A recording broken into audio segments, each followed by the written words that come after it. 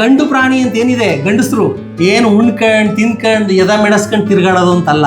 ಇವತ್ತಿನ ತಾಯಂದಿರ ಪರಿಸ್ಥಿತಿಗೆ ನೀವೇ ಪ್ರಮುಖವಾದ ಕಾರಣೀಭೂತರು. ಕೌಸಲ್ಯ ಸುಪ್ರಭಾತ ಹೋಗಿ ಬೆಳಿಗ್ಗೆನೆ ಹಳ್ಳಿ ಕಡೆ ಫೈನಾನ್ಸು, ಸಂಘ, ಚೀಟಿ, ಕಂತು, ವಾರದ ಕಂತು, ಈ ಒಂದು ವಿಚಾರಗಳ ಗೊಣಗಾಟ, ಬೈಗುಳ, ಕಿರಿಕಿರಿಯಿಂದಲೇ ಬೆಳಗು ಆರಂಭ ಆಗ್ತಾ ಇದೆ.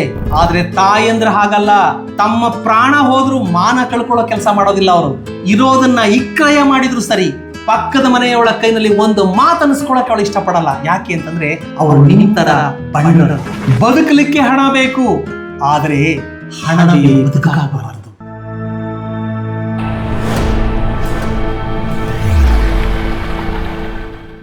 ಸ್ನೇಹಿತರೆ ನಮಸ್ಕಾರ. ನಾನು ಗ್ರಾಮೀಣ ಭಾಗದಲ್ಲಿ ಕಂಡಂತಹ ಮತ್ತೊಂದು ಅಂಶವನ್ನ, ಬಹಳ ಪ್ರಮುಖವಾದದ್ದು ಇದು, ನಿಮ್ಮ ಗಮನಕ್ಕೆ ತರುವಂತಹ ಒಂದು ಪ್ರಯತ್ನವನ್ನು ಇವತ್ತು ಮಾಡ್ತಾ ಇದ್ದೀನಿ. ನಮ್ಮ ಗ್ರಾಮೀಣ ಭಾಗದ ಎಲ್ಲರೂ ಅಂತ ಹೇಳ್ತಾ ಇಲ್ಲ, ಆದರೆ ಬಹುತೇಕ ಮಹಿಳೆಯರ ದೈನೇಸಿ ಪರಿಸ್ಥಿತಿ ಹೇಗೆ ಬದಲಾಗಿದೆ ಅನ್ನೋದನ್ನ ನಾನು ನಿಮ್ಮ ಮುಂದೆ ಹೇಳಲೇಬೇಕು. ಹಿಂದೆ ನಮ್ಮ ತಾಯಂದಿರು ಬೆಳಗಿನ ಜಾವ ಮೇಲಕ್ಕೆ ಹೇಳ್ತಾನೆ ಅನ್ನ ಕೊಡುವ ಭೂಮಿ ತಾಯಿಯನ್ನ, ಮನೆದೇವರನ್ನ ಪ್ರಾರ್ಥಿಸಿ ಮೇಲಕ್ಕೆ ಎದ್ದು ಮಂದಲಿಗೆ ದಿಂಬು ರಗ್ಗು ಎಲ್ಲನೂ ಮಡ್ಸಾಕ್ಬಿಟ್ಟು, ಅಜ್ಜರ ಕಸ ಗುಡಿಸ್ಬಿಟ್ಟು, ಕಸ ಕಡ್ಡಿ ಎಲ್ಲ ಗುಡಿಸ್ಬಿಟ್ಟು, ದನ ಕರುಗಳನ್ನೆಲ್ಲ ಈಚೆ ಕಟ್ಟಾಕ್ಬಿಟ್ಟು, ಕೊಟ್ಟಿಗೆ ಕಸ ಎಲ್ಲನ ಗುಡಿಸಿ ತಗೊಂಡೋಗಿ ತಿಪ್ಪಿಗೆ ಎಸ್ಬಿಟ್ಟು, ನೀರು ನೆರಳು ತಂದ್ಕೊಂಡು, ಮಕ್ಕಳು ಮರಿಗೆ ಮನೇಲಿರ್ತಕ್ಕಂಥ ವಯಸ್ಸಾದ ತಂದೆ ತಾಯಿ, ಅತ್ತೆ ಮಾವ ಯಾರಾದರೂ ಆಗಿರ್ಬೋದು, ಮಾವನಾಗಿದ್ದರೆ ರಾತ್ರಿ ಅವರಿಗೆ ಏನಾದರೂ ಕಾಯಿಲೆಗಳಿದ್ರೆ ನಿದ್ರೆ ಬರಲ್ಲ, ಬೆಳಗಾನ ಬೀಡಿ ಸೇದು ಎಸ್ತು ಬಿಟ್ಟಿರ್ತಾರೆ. ಬೆಳಗ್ಗೆ ಅದನ್ನೇ ಹುಡಿಕೊಂಡು ಆಯ್ಕೊಂಡು ಆ ಮೋಟ್ ಬೀಡಿನೇ ಪುಸ್ಕ ಅಂತ ಒಗ ಬಿಟ್ಕೊಂಡು ಕೆಮ್ಕೊಂಡು ಕ್ಯಾಕರಿಸ್ಕೊಂಡು ಮನೆ ಮುಂದೆ ಪಡ್ಸಾಲ ಮೇಲೆ ಕಂಬಳಿ ಒಸ್ಕೊಂಡು ಕೂತಿರ್ತಾರೆ. ಅವ್ರಿಗೆಲ್ಲ ಕಾಪಿನೋ ಟೀನೋ ಬೆಂಕಿ ಬಿಸಿನೀರು ಇದೆಲ್ಲ ಕೊಟ್ಕೊಂಡು, ಆಮೇಲೆ ಮಕ್ಕಳನ್ನ ಮೇಲಕ್ಕೆ ಎಬ್ಸಿ ಅವಕ್ಕೆ ಸ್ನಾನ ಮಾಡಿಸಿ ಸ್ಕೂಲ್ ಯೂನಿಫಾರ್ಮ್ ಎಲ್ಲ ಹಾಕಿ ಅವಕ್ಕೆ ತಿಂಡಿ ಪಂಡಿ ಎಲ್ಲ ಮಾಡಿಕೊಟ್ಬಿಟ್ಟು ಒಂದಷ್ಟು ಬಾಕ್ಸ್ಗೆ ಹಾಕಿ ಜೋಪಾನವಾಗಿ ಹೋಗ್ಬಾನ ಅನ್ಕಂದ ಅಂತೇಳಿ ಆ ಮಕ್ಕಳನ್ನ ಕಳಿಸ್ಬಿಟ್ಟು ತಮ್ಮ ಮುಂದಿನ ಕೆಲಸಕ್ಕೆ ಅಣಿಯಾಗ್ತಾ ಇದ್ರು. ಆದರೆ ಇತ್ತೀಚಿನ ದಿನಗಳಲ್ಲಿ ಏನಾಗ್ತಾ ಇದೆ, ಬೆಳಿಗ್ಗೆ ಎದ್ದಾಗ ನಮ್ಮ ತಾಯಂದಿರು ಆಲೋಚನೆ ಮಾಡ್ತಕ್ಕಂತಹ ಪರಿಯೇ ಬದಲಾಗ್ಬಿಟ್ಟಿದೆ. ಒತ್ತಾರೆ ಎಚ್ಚರ ಆಗ್ತಿದ್ದಂಗೆನೆ ಅವ್ರಿಗೆ ಬರ್ತಕ್ಕಂತಹ ಆಲೋಚನೆಗಳೇ ಬೇರೆ. ಅಯ್ಯೋ ಇವತ್ತು ಚೀಟ್ ಬದೆ, ಸಂಘ ಬದೆ, ಧರ್ಮಸ್ಥಳ ಸಂಘ ಬದೆ, ಇವತ್ತು ಶುಕ್ರವಾರ ಬೇರೆ, ಬೆಳಿಗ್ಗೆ 8 ಗಂಟೆಗೆ 5,000 ರೂಪಾಯಿ ದುಡ್ಡು ಕಟ್ಟಬೇಕಲ್ಲಪ್ಪ. ಅಯ್ಯೋ ನಾನು ಏನು ಮಾಡಲಿ, 8 ಗಂಟೆ ಆಯ್ತಿದ್ದಂಗೆ ನೆಲ ಉರುಬ್ಬಿಟ್ಟು ಮಡಗಬೇಕಲ್ಲಪ್ಪ. ಶಿವ ಯಾರನ್ನಪ್ಪ ಕೇಳೋದು? ಕಳೆದ ವಾರ ಹೆಂಗೋ ಪಕ್ಕದ ಮನೆ ರಾಜಕ್ಕಂತ ಅಡ್ಜಸ್ಟ್ ಮಾಡಿ ಕಟ್ಬಿಟ್ಟು, ಆದ್ರೆ ಇವತ್ತು ನಾ ಯಾರನ್ನ ಕೇಳಲಿ? ಸರಿಯಾದ ಟೈಮ್ಗೆ ಸಂಘದಲ್ಲಿ ದುಡ್ಡು ಕಟ್ಟಿಲ್ಲ ಅಂತಂದರೆ ಎಲ್ಲ ಹೆಂಗಸರು ಬಾಯಿ ಬಂದಂಗೆ ಮಾತಾಡ್ತಾರೆ. ಕೆಲವರಂತೂ ಮೊದಲು ನನ್ನ ಕಂಡ್ರೆ ಆಗೋದಿಲ್ಲ, ಮೊದಲೇ ನನ್ನ ಕಂಡ್ರೆ ಆಗಲ್ಲ, ನನ್ನ ಜುಟ್ಟಿಗೆ ಬ್ಯಾಲಕಾಯಿ ಕಟ್ಬಿಡ್ತಾರೆ. ಅಯ್ಯೋ ಮಾದೇಶ್ವರ, ಯಾರನ್ನಾದರೂ ಶುಟ್ಟಿ ಮಾಡಪ್ಪ, ಮುಡುಕ್ತಾರೆ ಮಲ್ಲಪ್ಪ, ನಂಜುಂಡ ಚಾಮುಂಡವೇ, ಈ ಸಮಸ್ಯೆಯಿಂದ ಪಾರು ಮಾಡೋವ ತಂದೆ ಅಂತ ಮನೆ ದೇವರುಗಳನ್ನು ಬೇಡುವಂತಹ ಪರಿಸ್ಥಿತಿಗೆ ಬಂದ್ಬಿಟ್ಟಿದ್ದಾರೆ. ಅಂದರೆ ದೇವರುಗಳನ್ನು ಹಿಂದೆ ಬಳಸ್ಕೊಳ್ತಿದ್ದದ್ದೇ ಬೇರೆ, ಆದರೆ ಈಗ ನಮ್ಮ ಬಹುತೇಕರಲ್ಲದೆ ಇದ್ರು ಕೆಲವರು ಇವತ್ತು ಆ ದೇವರುಗಳನ್ನ ಈ ಪರಿ ಬಳಸಿಕೊಳ್ತಕ್ಕಂಥ ಹಂತಕ್ಕೆ ತಲುಪಿಯಾಗಿದೆ. ನಂತರ ಶುರುವಾಯಿತು ನೋಡಿ ಗಂಡನಿಗೆ ಮಹಾಮಂಗಳಾರತಿ. ಅವನು ರಾತ್ರಿ ಯಾರ್ದೋ ಒಂದು 90 ಸಿಕ್ಕಿದ್ರೆ ಸಾಕು, ಚೆನ್ನಾಗಿ ಒಡೆದ್ಬಿಟ್ಟು ಊಟ ಜಡಾಯಿಸ್ಬಿಟ್ಟು ಒಳ್ಳೆ ಗೊರಕೆ ಹೊಡ್ಕೊಂಡು ಮಲಗಿರ್ತಾನೆ. ಆ ಸಂದರ್ಭದಲ್ಲೇ ಹೆಂಡತಿಯಿಂದ ಸಂಗೀತ ಕಚೇರಿ ಆರಂಭ ಆಗುತ್ತೆ. ಇವನ್ ಬಾಯಿಗೆ ಮಣ್ಣಾಕ ನನ್ನ ಗಂಡ ಅನ್ನೋ ಪ್ರಾಣಿಗೆ ಸಂಘದಿಂದ ದುಡ್ಡು ತಕ್ಕೊಟ್ಬಿಟ್ಟು ಈಗ ಬಾಯಿನೇ ಬಿಡ್ತಾ ಇಲ್ಲ ಇವ, ನಾ ಏನು ಮಾಡ್ಕೊಂಡು ಸಾಯ್ಲಿ. ತಕ್ಕೊಡುವಾಗ ಬಣ್ಣದ ಮಾತಾಡ್ದ, ಅಂಗೈನಲ್ಲೇ ಅರಮನೆ ತೋರಿಸ್ಬಿಟ್ಟ. ಅವ್ನ ಕೈ ಸೇದೋಗವ, ನಿಂಗೆ ಯಾಕ ಶುಕ್ರವಾರ ತಾನೇ ಕಟ್ಟೋದು, ಬೇಯಿಸ್ತವ್ರೇ ತಗೊಂಬಂದು ನಿನ್ನ ಕೈ ಕೊಟ್ಬಿಡ್ತೀನಿ ಅಂತ ಯಾಮಾರಿಸ್ಬಿಟ್ಟು ಇವತ್ತು ನನ್ನ ಕೈಗೂ ಸಿಕ್ಕಿದೆಯೇ. ದುಡ್ಡು ಕೇಳಿದ್ರೆ ಒಳ್ಳೆ ಮಂಗಂತರ. ಮಂಗ ಅನ್ನೋದು ದಕ್ಷಿಣ ಕನ್ನಡದಲ್ಲಿ ಬೇರೆ ಅರ್ಥ, ಆದರೆ ನಮ್ಮ ಚಾಮರಾಜನಗರದಲ್ಲಿ ಮಂಗ ಅಂದ್ರೆ ಬೇರೆ ಅರ್ಥವೇ ಇದೆ. ಅವ್ರಿಗೆ ಗೊತ್ತಾಗುತ್ತೆ ಬಿಡಿ. ಅದು ಒಳ್ಳೆ ಮಂಗಂತರ ಒಂದು ಮಾತನ್ನು ಆಡೋದಿಲ್ಲ. ನಮ್ಮ ಮಾನ ಮರ್ಯಾದೆನ ಬೀದಲಿ ಹರಾಜು ಮಾಡ್ತಾವನೆ, ನಮ್ಮ ಸರೀಕರ ಜೊತೆ ಹರಾಜು ಮಾಡಕ್ಕೆ ಹೊಂಟವನೆ. ಇವ್ ಬಾಯಿ ಮಣ್ಣಾಕ ಯಾಕುಟ್ಟವ ಇವ ಅಂತ ಗಂಡನಿಗೆ ಬೆಳಿಗ್ಗೆನ ಸಂಗೀತ ಕಚೇರಿ ಆರಂಭ ಆಗುತ್ತೆ. ಹೀಗೆ ಗಂಡನಿಗೂ ಕೂಡ ಇಡೀ ಶಾಪ ಆಗ್ತಾ ತನ್ನ ಬೆಳಗಿನ ದಿನಚರಿಯನ್ನ ಆರಂಭಿಸುವಂಥದ್ದು ಕಾಮನ್ ಆಗ್ಬಿಟ್ಟಿದೆ. ಇದರಿಂದ ಮನೆಯಲ್ಲಿರ್ತಕ್ಕಂತಹ ಚಿಕ್ಕ ಮಕ್ಕಳು, ಹಿರಿಯ ಜೀವಗಳು ಹಿಂಸೆ ಅನುಭವಿಸುವಂತಾಗ್ತಾ ಇದೆ. ಕೌಸಲ್ಯ ಸುಪ್ರಭಾತ ಹೋಗಿ ಬೆಳಿಗ್ಗೆನೆ ಹಳ್ಳಿ ಕಡೆ ಇವತ್ತು ಅನೇಕ ಮನೆಗಳಲ್ಲಿ ಫೈನಾನ್ಸು, ಸಂಘ, ಚೀಟಿ, ಕಂತು, ವಾರದ ಕಂತು, ಈ ಒಂದು ವಿಚಾರಗಳ ಗೊಣಗಾಟ, ಬೈಗುಳ, ಕಿರಿಕಿರಿಯಿಂದಲೇ ಬೆಳಗು ಆರಂಭ ಆಗ್ತಾ ಇದೆ. ಬೆಳಿಗ್ಗೆ ಎದ್ದಂತಹ ತಾಯಿಗೆ ಆ ಸಂಘಕ್ಕೆ ನಾನು ಹೇಗೆ ಹಣ ಹೊಂದಿಸಬೇಕು ಅನ್ನೋದನ್ನ ಬಿಟ್ಟು ತಲೆ ಒಳಗಡೆ ಇನ್ಯಾವುದ್ರ ಬಗ್ಗೆನೂ ಆಲೋಚನೆ ಬರೋದಿಲ್ಲ, ಇನ್ಯಾವುದ್ರ ಬಗ್ಗೆನೂ ಅವಳ ಗಮನ ಇರೋದಿಲ್ಲ. ಪಾಪ ಯಾರ್ಯಾರ್ದೋ ಮನೆಗಳಿಗೆ ಹೋಗಿ ಎಡ್ತಾಕಿ ಅವ್ರು ದುಡ್ಡು ಕೊಡೋ ತನಕ ಕಾದು ಅವ್ರ ಅಟ್ಟಿಬಾಕಲ್ಲಿ ಕೂತ್ಕೊಂಡು ಅವ್ರ ಹತ್ರ ಹಣ ಪಡ್ಕೊಂಡು ಅಲ್ಲಿಂದಲೇ ಮತ್ತೆ ಸಂಘಕ್ಕೆ ಸರಿಯಾದ ಸಮಯಕ್ಕೆ ಹೋಗಿ ಹಣ ಕಟ್ಟಿ ತಮ್ಮ ಮಾನ ಕಾಪಾಡಿಕೊಳ್ಳುವಲ್ಲಿಯೇ ಮುಳುಗೋಗ್ಬಿಡ್ತಾರೆ ಪಾಪ ತಾಯಂದ್ರು. ಇಲ್ಲಿ ಮನೇಲಿರ್ತಕ್ಕಂಥ ಮಕ್ಕಳಿದಾವಲ್ಲ, ಅವೇ ಸ್ನಾನ ಮಾಡಿ ಮಾಡ್ಕೊಂಡು ಮನೇಲಿರೋದನ್ನ ತಿಂದ್ಕೊಂಡು ಇದ್ರೆ ತಿನ್ಕೊಂಡು, ಇಲ್ಲದಿದ್ರೆ ಪಾಪ ಹೆಂಗೋ ಅವೇ ಪುಸ್ತಕ ಎಲ್ಲ ಜೋಡಿಸ್ಕೊಂಡು ತಮ್ಮ ಶಾಲೆಗಳಿಗೆ ಹೋಗ್ತವೆ. ಪರಿಸ್ಥಿತಿ ಇನ್ನು ಮನೇಲಿರ್ತಕ್ಕಂಥ ಹಿರಿಯರ ಕತೆ ಕೇಳೋದೇ ಬೇಡ ಬಿಡಿ, ಅವ್ರನ್ನ ಹೇಳೋರು ಕೇಳೋರು ಯಾರೂ ಇಲ್ಲ.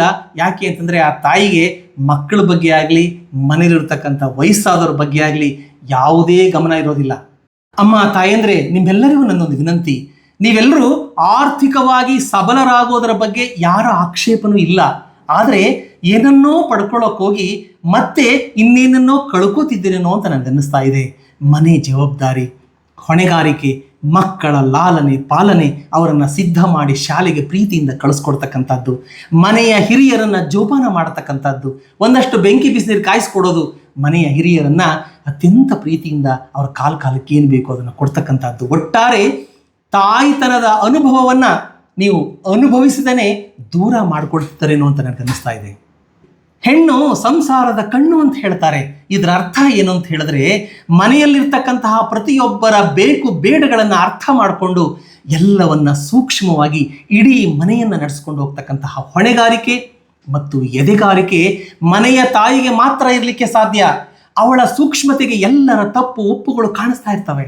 ಅವುಗಳನ್ನು ಕಾಲಕ್ಕೆ ತಿದ್ದಿ ತೀಡಿ ಮನೆಯನ್ನು ನಂದ ಗೋಕುಲದಂತೆ ಮಾಡ್ತಕ್ಕಂಥ ಸಾಮರ್ಥ್ಯ ಇರೋದು ತಾಯಿಗೆ ಮಾತ್ರ ಸಾಧ್ಯ. ಹಾಗಂತ ಗಂಡು ಪ್ರಾಣಿ ಅಂತ ಏನಿದೆ, ಗಂಡಸರು ಏನು ಉಣ್ಕಂಡು ತಿನ್ಕಂಡು ಎದ ಮೆಣಸ್ಕೊಂಡು ತಿರುಗಾಡೋದು ಅಂತಲ್ಲ. ಇವತ್ತಿನ ತಾಯಂದಿರ ಪರಿಸ್ಥಿತಿಗೆ ನೀವೇ ಪ್ರಮುಖವಾದ ಕಾರಣಕರ್ತರು. ನಿಮಗೆ ಊರಿನಲ್ಲಿ ದುಡ್ಡು ಸಿಗಲ್ಲ ಅನ್ನೋ ಕಾರಣಕ್ಕೆ ಸಿಕ್ಕದ ಸಂಘಗಳಲ್ಲಿ ತಗೊಂಡೋಗಿ ನಿಮ್ಮ ಮನೆ ಹೆಣ್ಣು ಮಕ್ಕಳನ್ನು ಸಿಲುಕಿಸಿ ಅವರಿಂದ ಸಾಲ ಮಾಡಿಸಿ ಅವರಿಗೆ ಸಕಾಲಕ್ಕೆ ವಾಪಸ್ ಹಣ ಕೊಡಲ್ಲ ಅಂತ ಹೇಳಿದ್ರೆ ಆ ತಾಯಂದಿರು ತಾನೇ ಪಾಪ ಏನು ಮಾಡ್ಬೇಕು ಹೇಳಿ. ಒಂದು ವೇಳೆ ನೀವು ಎಲ್ಲಾದರೂ ಸಾಲ ಮಾಡಿ ಅಕಸ್ಮಾತ್ ಯಾರಾದರೂ ಸಾಲ ಕೇಳಿದ್ರೆ ನನ್ನ ಹತ್ರ ಸಾಲ ಇಲ್ಲ, ನಾನು ಈಗ ಕಟ್ಟಲ್ಲ ಅಂತ ಬಂಡಾಟ ಮಾಡ್ಬೋದೇನೋ. ಕೊನೆಗೆ ಮಾನ ಮರ್ಯಾದೆ ಹೋದ್ರೂ ಪರವಾಗಿಲ್ಲ, ಅದಕ್ಕೆಲ್ಲ ನೀವು ಕೇರ್ ಮಾಡಲ್ಲ ಬಿಡಿ. ಅಕಸ್ಮಾತ್ ಕೊಳಪಟ್ಟಿ ಹಿಡ್ಕೊಂಡ್ರು ಕೂಡ ಅಯ್ಯೋ ಹೋಗಪ್ಪ ಕೊಡ್ತೀನಿ ಅಂತ ಹೇಳಿ ಬಿಡಿಸ್ಕೊಂಡು ಬರ್ತೀರಾ. ಆದರೆ ತಾಯಂದ್ರೆ ಹಾಗಲ್ಲ, ತಮ್ಮ ಪ್ರಾಣ ಹೋದ್ರೂ ಮಾನ ಕಳ್ಕೊಳ್ಳೋ ಕೆಲಸ ಮಾಡೋದಿಲ್ಲ. ಅವರು ಇರೋದನ್ನ ಇಕ್ರಯ ಮಾಡಿದ್ರು ಸರಿ, ಪಕ್ಕದ ಮನೆಯವಳ ಕೈನಲ್ಲಿ ಒಂದು ಮಾತು ಅನಿಸ್ಕೊಳ್ಳೋಕೆ ಅವಳು ಇಷ್ಟಪಡಲ್ಲ. ಯಾಕೆ ಅಂತಂದರೆ ಅವರು ನಿಮ್ಮ ಥರ ಬಂಡ್ರಲ್ಲ. ನಾನು ತಾಯಂದ್ರಿಗೆ ಹೇಳೋದು ಇಷ್ಟೇ ಮಾತು, ಜೀವನದಲ್ಲಿ ಲೆಕ್ಕಾಚಾರ ಇರಬೇಕು, ಆದರೆ ಲೆಕ್ಕಾಚಾರವೇ ಜೀವನ ಆಗ್ಬಿಟ್ರೆ ಏನು ಗತಿ ಹೇಳಿ. ಅದೇನೋ ಅಂತಾರಲ್ಲ, ಮೂಗಿಂತ ಮೂಗ್ತೇನೆ ಬಾರ ಅಂದ್ರಂತೆ. ಹಾಗೆ ಈಗ ಆಗ್ತಾ ಇರ್ತಕ್ಕಂಥದ್ದು ಅದೇನೇ. ಬೆಳಗ್ಗೆ ಸಂಘ, ಮಧ್ಯಾಹ್ನ ಸಂಘ, ಸಂಜೆ ಸಂಘ, 3 ಹೊತ್ತು ವಾರ ಪೂರ್ತಿ ಅದೇ ಕೆಲಸವನ್ನು ಕೆಲವರು ಮಾಡ್ಕೊಂಡು ಬರ್ತಾ ಇದ್ದಾರೆ. ಮೊನ್ನೆ ನಾನು ಊರಿಗೆ ಹೋಗೋದಂತಹ ಸಂದರ್ಭದಲ್ಲಿ ಬಹುತೇಕ ಮನೆಗಳಿಗೆ ನಾನು ಹೋದಾಗಲೂ ಕೂಡ ಗಂಡಸರೇ ಅಥವಾ ವಯಸ್ಸಾದವ್ರು ಮಾತ್ರ ಮನೆಯಲ್ಲಿ ಕಾಣಿಸ್ಕೊಳ್ತಾರೆ. ಎಲ್ಲಿ ಮನೆಯವ್ರು ಕಾಣಿಸ್ತಾ ಇಲ್ಲ ಅಂತ ಕೇಳಿದ್ರೆ ಅಯ್ಯೋ ಇಲ್ಲೇ ಸಂಘ ಹೋಗೋಣ, ಇನ್ನೇನು ಬಂದ್ಬಿಡ್ತಾಳ ಕಣ್ಬಪ್ಪ ಕೂತ್ಕ ಅಂಥೇಳಿ ಮನೆ ಗಂಡಸರೇ ಕಾಫಿ ಟೀ ಇಡ್ತೀನಿ ಬಾ ಅಂತ ಹೇಳಿ ಅತಿಥಿ ಸತ್ಕಾರವನ್ನು ಅಚ್ಚುಕಟ್ಟಾಗಿ ಮಾಡ್ತಾ ಇದ್ದಾರೆ. ಕೆಲವೊಮ್ಮೆ ಗಂಡ ಅನ್ನೋ ಪ್ರಾಣಿಯ ಪಾಡು ಯಾರಿಗೂ ಬೇಡ ಅನ್ನೋ ಸ್ಥಿತಿ ಬಂದ್ಬಿಟ್ಟಿದೆ. ಈ ನಿಮ್ಮ ಹಣಕಾಸಿನ ಕಮಿಟ್ಮೆಂಟ್ಗಳ ಭರಾಟೆನಲ್ಲಿ ನಿಮ್ಮ ಮಕ್ಕಳು ಮರಿಗಳು ನಿಮ್ಮ ಪ್ರೀತಿಯಿಂದ ವಂಚಿತರಾಗ್ತಾ ಇದ್ದಾರೆ. ವಿಶೇಷವಾಗಿ ನಿಮಗೆ ಹರೆಯದ ಪ್ರಾಯದ ಹೆಣ್ಣು ಮಕ್ಕಳಿದ್ರೆ ಅವರಿಗೆ ಸಂಸ್ಕಾರವನ್ನು ಮತ್ತು ಹೊರಗಡೆ ಹೇಗಿರಬೇಕು ಮತ್ತು ನಮ್ಮ ಕುಟುಂಬದ ಗೌರವ ಘನತೆಗಳನ್ನು ಹೇಗೆ ಕಾಪಾಡ್ಕೊಂಡು ಬರಬೇಕು, ಜೀವನದಲ್ಲಿ ಹೇಗೆ ಮುಂದಕ್ಕೆ ಬರಬೇಕು ಅನ್ನೋದನ್ನು ತಾಯಿ ಮಾತ್ರ ತನ್ನ ಮಗಳಿಗೆ ಹೇಳಿಕೊಡ್ಲಿಕ್ಕೆ ಸಾಧ್ಯ. ಆದರೆ ಇವತ್ತಿನ ದಿನ ಏನಾಗ್ತಾ ಇದೆ ಅಂತ ಹೇಳಿದ್ರೆ, ನಿಮ್ಮ ತಾಪತ್ರಯಗಳ ನಡುವೆ ಹೆಣ್ಣು ಮಕ್ಕಳು ಹೊರಗಡೆ ಮತ್ತು ಮನೆಯಲ್ಲಿ ಏನು ಮಾಡ್ತಾ ಇದ್ದಾರೆ, ಅವರ ಗಮನ ಓದಿನಲ್ಲಿದೆಯಾ, ಫೋನ್ನಲ್ಲಿದೆಯಾ, ಅಥವಾ ಬೇರೆ ಇನ್ನೇನಾದ್ರಲ್ಲಿ ಮುಳುಗೋಗ್ಬಿಟ್ಟಿದ್ದಾರಾ, ಅಥವಾ ಇನ್ನೇನಾದರೂ ಬೇರೆ ಯೋಚನೆಯಲ್ಲಿ ಅವರು ಇದ್ದಾರಾ ಅನ್ನೋದೇ ನಿಮಗೆ ತಿಳಿತಾ ಇಲ್ಲ. ಈ ಎಲ್ಲ ಮುಂದೊಂದು ದಿನ ನಿಮ್ಮ ತಲೆಯ ಮೇಲೆ ಅಥವಾ ಒಂದು ನಿಮ್ಮ ಇಡೀ ಕುಟುಂಬದ ಗೌರವ ಮಣ್ಣು ಪಾಲು ಆಗಲಿಕ್ಕೂ ಒಂದು ರೀತಿಯಲ್ಲಿ ಇದೇ ಕಾರಣ ಅಂತ ಹೇಳ್ಬೋದು. ಇಷ್ಟೆಲ್ಲ ಕಷ್ಟಪಟ್ಟು ಹಣ ಆಸ್ತಿ ಎಲ್ಲವನ್ನ ಸಂಪಾದನೆ ಮಾಡಿ ಕೂಡಿ ಹಾಕ್ತಾ ಇರತಕ್ಕಂತಹ ನೀವು ನಿಮ್ಮ ಮಕ್ಕಳ ಕಡೆನೇ ಗಮನ ಕೊಡದೇನೆ ಗಂಡ ಹೆಂಡತಿ ಇಬ್ಬರು ಕೂಡ ಬರೀ ವ್ಯವಹಾರದಲ್ಲಿ ಮುಳುಗೋಗಿ ಪ್ರತಿನಿತ್ಯ ಜಗಳಾಡಿಕೊಂಡು ಮನೇನ ಕುರುಕ್ಷೇತ್ರ ಮಾಡಿಕೊಂಡ್ರೆ ನಿಮ್ಮ ಮಕ್ಕಳ ಭವಿಷ್ಯ ಏನಾಗಬೇಕು? ನಿಮ್ಮ ಮಕ್ಕಳೇ ನಿಜವಾದ ಆಸ್ತಿ ಅನ್ನೋದನ್ನು ನೀವು ಮರಿತಾ ಇದ್ದೀರಾ. ಏನೇನೋ ಆಸ್ತಿ ಮಾಡಕ್ ಹೋಗ್ತಾ ಇದ್ದೀರಾ, ಆದರೆ ಮಕ್ಕಳೇ ನಿಜವಾದ ಆಸ್ತಿ ಅನ್ನೋದನ್ನ ನೀವು ಮರಿತಾ ಇದ್ದೀರಾ. ಗ್ರಾಮೀಣ ಭಾಗದ ಕುಟುಂಬಗಳು ದಿನ ಕಳೆದಂತೆ ತಮ್ಮ ನೈಜತೆಯನ್ನು ಕಳ್ಕೊಳ್ತಾ ಇದೆ. ಹಬ್ಬ, ಹುಣ್ಣಿಮೆ, ಸಂಪ್ರದಾಯ, ಪರಂಪರೆ, ಮೌಲ್ಯ, ಸಂಸ್ಕೃತಿ, ಸಂಸ್ಕಾರ ಎಲ್ಲವೂ ಮಾಯ ಆಗ್ತಾ ಇದೆ. ನೆನಪಿಟ್ಕೊಳ್ಳಿ, ಇವೆಲ್ಲ ಇದ್ರೆ ಜೀವನದ ಬದುಕು ಬಲು ಸುಂದರ. ಇವೆಲ್ಲವನ್ನ ಬಿಟ್ಟು ಬರೀ ಲೆಕ್ಕಾಚಾರಕ್ಕೆ ನೀವು ಗಮನ ಕೊಡ್ತಾ ಇದ್ರೆ, ಹೀಗೆಯೇ ನಿಮ್ಮ ಬದುಕು ವ್ಯಾವಹಾರಿಕವಾಗಿಬಿಟ್ರೆ, ಹಾಗೆಯೇ ಮುಂದುವರೆದು ಬಿಟ್ರೆ ಗಂಡ ಹೆಂಡಿರ, ತಾಯಿಯ ಮಕ್ಕಳ ಸಂಬಂಧಗಳು ತಮ್ಮ ಮೌಲ್ಯವನ್ನು ಕಳ್ಕೊಂಡ್ಬಿಡ್ತವೆ. ಆಗ ಬದುಕು ತನ್ನ ನೈಜತೆಯನ್ನ, ಅರ್ಥವನ್ನು ಕಳೆದುಕೊಂಡು ಸಹಜವಾಗಿ ನಾಟಕೀಯವಾಗಿಬಿಡುತ್ತದೆ. ಕೊನೆಯದಾಗಿ ಒಂದು ಮಾತನ್ನ ನೆನ್ಪಿಟ್ಕೊಳ್ಳಿ, ಕುಟುಂಬದ ಮನೆಯ ಯಜಮಾನ ತಪ್ಪು ಮಾಡ್ತಾ ಹೋದ್ರೆ ಸಹಜವಾಗಿ ಇಡೀ ಕುಟುಂಬವೇ ಬೀದಿಗೆ ಬರ್ತದೆ.